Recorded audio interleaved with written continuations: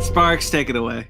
Okay, we're doing really nice little short piece. It's called The Closet, written by James Tynion IV and art by Gavin Fullerton. It is a piece about a little boy who's very traumatized by something he fears, and having his specifically his dad just not step up and recognize the issues going on with his son whatsoever. And I thought it was a nice little story. Really depressing. Yeah. Oh, hell yeah.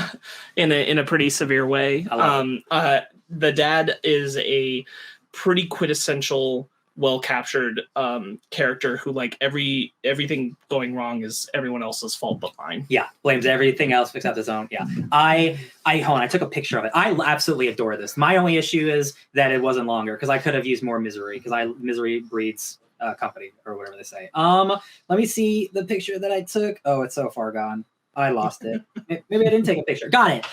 One of the first things in this book, he's like, because he goes to the store to buy tape. And he's like, oh, I had to stop and get a drink first. And he's like, this way I'll come in the end and I'll tape everything up. I'll be the hero at the end of the day to build boxes to move. And the guy's like, you can't build boxes without tape, though. And he's like, yeah, I guess not. That's the whole thing. Without a good foundation for you to help, everything's going to crumble. And boy, howdy, are you a bad dad. Holy shit. I love this. I love this. James Tynion, everything he's ever made horror related is incredible. It's probably the strongest stuff that he does. Like he does great superhero shit, but like with razor blades and like this stuff, like he's knocking it out of the park. This is such a man. It is so sad, and so real, and like it's not about a monster. Like that's what I love about this. Like you see, well, I mean, you know what I mean. It's not about a real monster. It's about the monster that you are. And this is the type of story I love in comics. Like this is a perfect little 3-issue thing. Again, I just wanted more just because like I could live in this gross world more just because I like this shit. I love this short little story. Yeah, so sad. Yeah, this is definitely one of those things where I thought I was going to zig, but instead it zagged. And when I saw it was only 3 issues, I was like, okay, cool, short read. And there are times it was like, all right, cool, this is good. And then I started getting into it. I was like, what's going on? And then it wasn't until like the final bit when I realized and how the closet and the monster pertains to this kid. And I'm like, well, that's deep. I was waiting because I knew there was a connection somehow. I just didn't know how. I knew there wasn't a real monster from pretty early on. I just wasn't sure how it was going to manifest. And it was way worse than I could have imagined. Being the actual father, hiding your infidelity from your wife in your son's room. This is one of the most human stories about monsters you can ever imagine. This is real horror shit. This is the type of shit that keeps you up at night. Not like vampires, like human being monsters. To write this type of thing, you have to like have such a craft. And like James Tynion is a guy who talks about this, like he has depression. He knows how to write some seriously sad shit. And like the way he channels characters is the way he channels sad characters is unlike any other author in modern times I've seen. Because he just doesn't mind reveling in how sad things can be. Where a lot of people like to run from it. And sometimes it's okay to live in the misery because that's how life is sometimes, especially when you're an asshole. Brandon. Ben, did you have anything else you wanted to add? Okay. I liked this. I thought this was cool. I like I like how it flows. It's it's paced very well. For just being basically 3 issues of mostly dialogue pages. Yeah. And mostly static dialogue pages. Like the second issue, a lot of that issue just takes place in the same space. There's no movement. It's just 2 people talking on a car. Yeah. I think it's paced very well. Mm-hmm. I dug it. I thought it was pretty cool. Yeah, I think it's really good. I really like the main characters that we get to see him really interact with in the second and third issue, which is his best friend and then the stranger on the car who's dying of cancer, and he's like, you would have known like how my life is if you bothered to ask like once. These are such incredibly well written conversations. Like this is some of the best like just like human horror dialogue I've read in a long time. Like it's so brutal because again, like the dad is just so he just is so like he does not see anything in front of him. He just never sees what's in front of him. He's always like, oh, like he's the quintessential like bad man. And it's so well realized. And he's always just like, oh, I'm sorry. Oh, I'll do better next time. Oh, I didn't think about it's always an excuse every single time. You're never gonna get better. And look what happens. And it's like, Jesus, man. I really like the part of the conversation on the car where he's saying the stranger is telling him that oh, it's really nice what you're doing for your boy. My dad took me on a trip like that when I was little and I was bored out of my mind, but I'll remember that shit for the rest of my life. Which is really, and he's like, what if I'm doing it wrong? And it's like the part that you're doing wrong isn't the part of like doing the thing. It's just being there. Being there. And I thought that was just really well executed in all of it. It's really rough to watch the child like going through what they're going through, like trying to scream for help and not being able to, and grab by this monster that essentially does stem from the father. The art is so good. And again, it's a very simple comic, but like just focusing on the human characters and their faces, it's just real. It's real hardcore emotional shit that James Tynion is just such a treasure when it comes to this kind of stuff. He is like the indie darling right now, man. Go ahead, Sparkz. Go ahead. No, please. Well, I was going to say that I like the idea that this kind of demon creature represents of like how kids in basically unhappy homes like internalize that and externalize that. Like this kid feels hopeless watching his parents just yell at each other all the time, and like the dad is like, it's going to be better in Oregon, it's going to be fine in Oregon, I'll be fine in Oregon.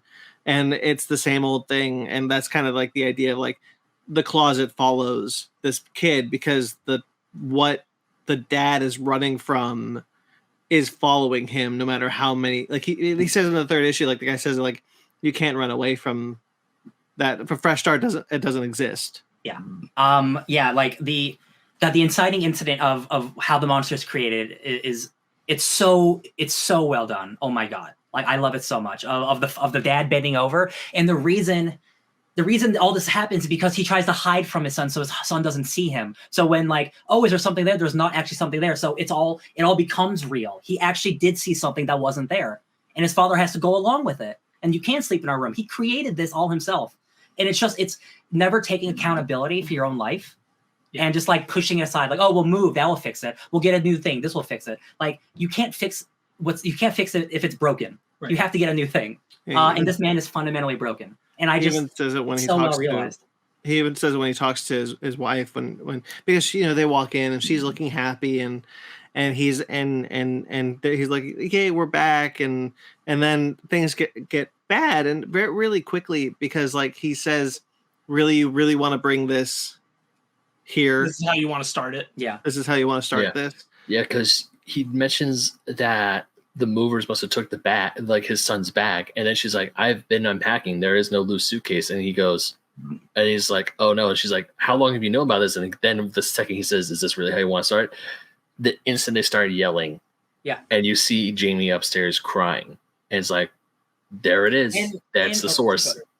Yeah. No, I was gonna say, and just there's nothing more tragic than like that ending, but also like the shot where the dad goes back into the hotel and the kid has the monster on top choking him and crying for him, and he's just like totally like, and it's like, oh, we'll deal with it in the morning, whatever. Yeah. That's probably the most brutal page. That's insane. Yeah. Or even the small shot of where you see tears down Jamie's eyes, but like you don't see his eyes, you just see the tear streaks, and then you hear the dad say, I'm sorry, and it's like yelled at him again.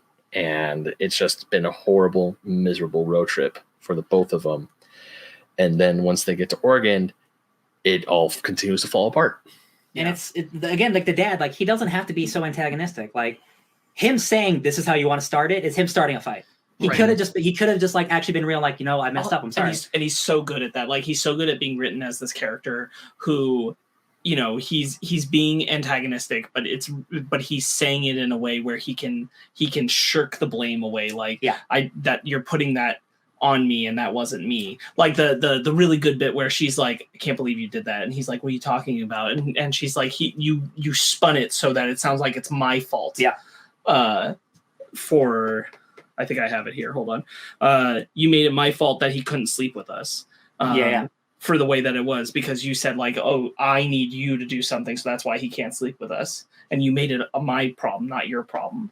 Yeah, I think my favorite issue is probably the second one, because it's just the issue of just him talking with his friend and his friend just calling him out and all this shit. I was going to highlight it's so because like good. The part where he's like, are you just this much of a disaster in general? He says, I am this much of a disaster in general. Ha ha ha. And then he's like, what? And he's like, you're acting like I'm joking. I'm not joking. I've had that conversation with a person. 100%. Like I've been in this conversation literally with like words adjacent to those words of like, no, really, like what? And because again, if he is not a good enough friend to keep checking on his friend, and so his friend at this point is like, I'm just gonna be real with you because like you're not even my friend anymore. Like who? I don't even know you. Like you're just an asshole.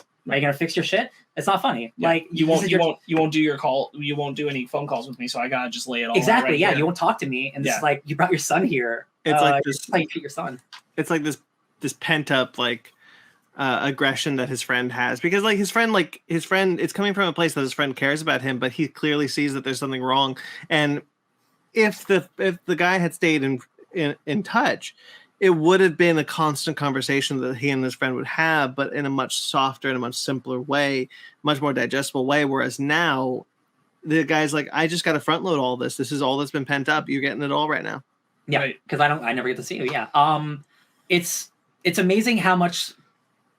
Excuse me. It's amazing how much 3 issues can achieve. And again, the ending being like nothing. It's only going to get worse for this kid. Yeah, like it's only going to end with him being choked out by a demon or something, like a fake demon or whatever. It's the type of shit like this is like, again, like there's a comic called The Silver Coin, which is an anthology about a little evil coin that just goes from issue to issue, having different people. I'm like, I just love small self-contained horror stories so much, because it's like horror is the perfect medium for short, contained little monster stories. I love it so much, and this is such a beautiful little. You get your monsters, but you get your real human monsters too, and you get your drama and your trauma, and I thought this was a beautiful little 3-issue package. Yeah. Mm-hmm. Yeah. All right. Anything else? No, I'm really glad that everybody enjoyed it. Yeah, James Tynion, just write more horror comics. Leave these things.